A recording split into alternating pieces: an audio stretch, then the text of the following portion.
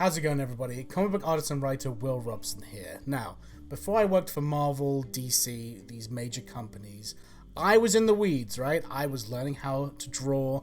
I was going to every single link I could to find, how do I learn this? How do I learn that? What's the best book to read? What's this, that, and that?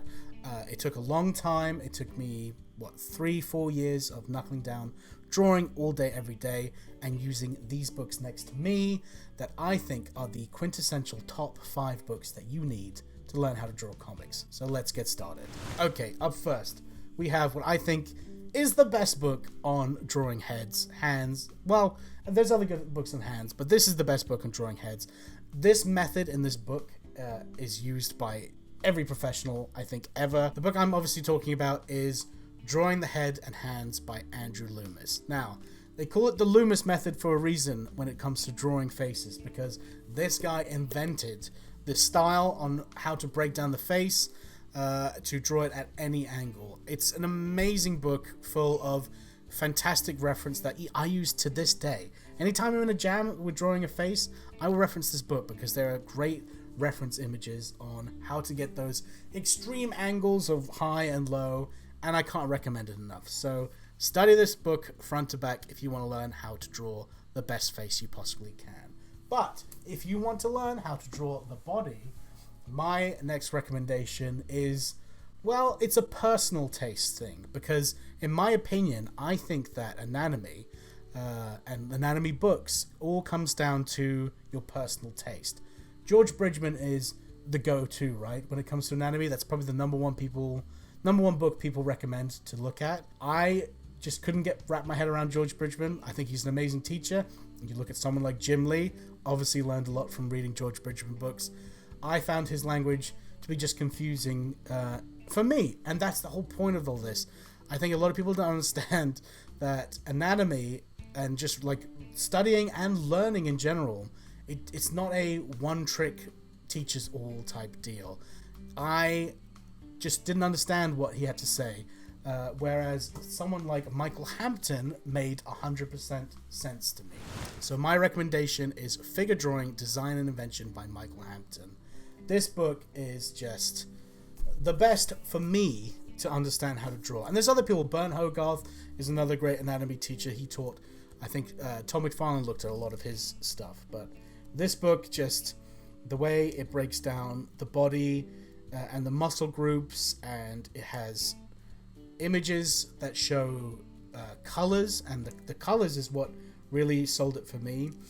You know, there's one page where you see the tricep from 3 different angles, from the front of the arm, the side of the arm, and the back of the arm. And that helped me so much because the tricep was green, and my brain could immediately see at all these different angles where the tricep was. So I thoroughly recommend that book. It's probably the most modern book I have on my list here, but I think it's great. Now, towards the end of that book, he does teach you about drapery, but I think there's a better book on drapery, and that's Drawing Drapery from Head to Toe by Cliff Young.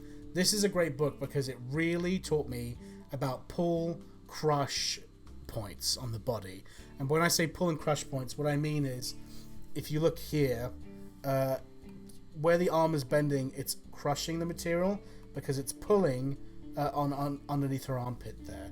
This is a huge Bible for me on how to draw any clothes, and it's great because it's not just like drawing one type of material.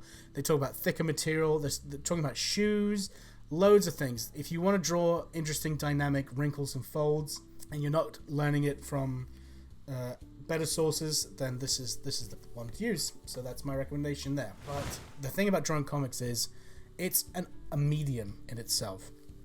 It's not just you draw a single image and that's it. It's panel to panel storytelling. It's the way the eye flows across the page. Sometimes character pointing to lead your eye, or shading and this, that, there's so much stuff to making comics. It's not just drawing a picture in little panels on a page. So the best book still to this day on figuring out how that works, I think, is How to Draw Comics the Marvel Way by John Buscema and Stan Lee. There's also a great video out on YouTube, I believe, where you can see John Buscema sitting down drawing these images and breaking it down.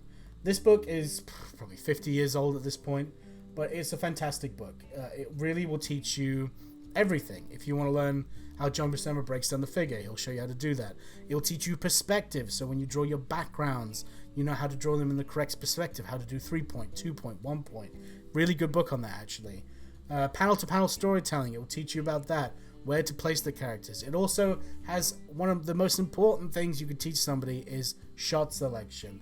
There's a great part in this book where he shows Doctor Strange just like in a profile shot walking into a room, and then next to it he shows the same shot except it's like a worm's eye view of Doctor Strange coming in to the room. And he's like, which one do you think is the more interesting shot for a comic book? Because we're not just making movies here, right? We're making comic books. It's got to be dynamic. It's got to be interesting. It's got to be in your face. It's got to be beautiful, and that book really cements that home. My number one recommended book is not this specific book. That's up to you. I say the number one thing that you need to learn how to draw comics is look at your favorite comic book artists, right? You will learn so much on the way that they do panel-to-panel storytelling, shading, lighting, figure drawing, anatomy, everything. Like, it just study your favorite artists, right? Like, this is Greg Capullo. I just think that he's an absolute master. This is a great book. This is not only is this The Court of Owls, which is one of the best modern comic books ever released. It is the noir version, so every single page of this book is just the black and white artwork. Just look at your favorite artists, see how they break down the page. You will learn so much about storytelling and pick up on stuff that you like, but more importantly, stuff that you don't like, because you got to have your own voice in comics, right?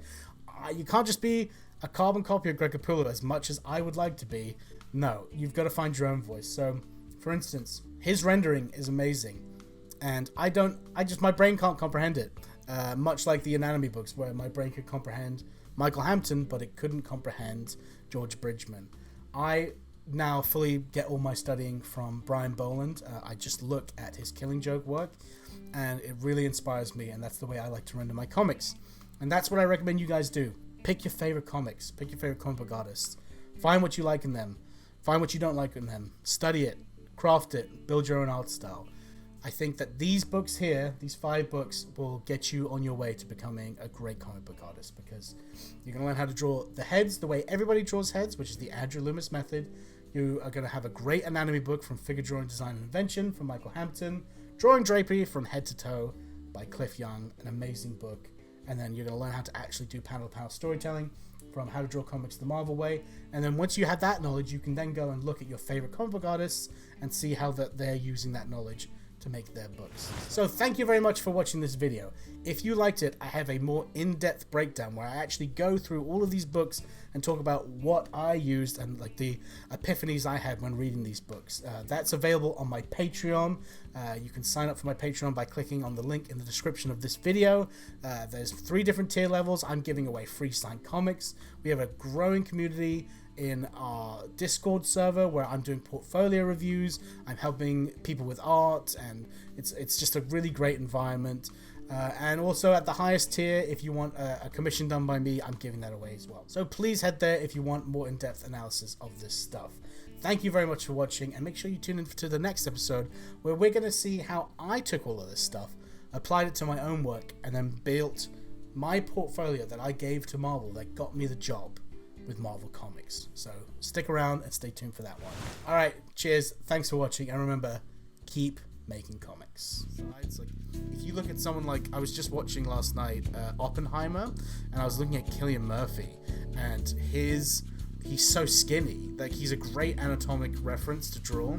He's so skinny that these parts of his temple, like the shading is so different on each side of his head, because there's a real split there, and it's like what they're showing here with cutting off the sides.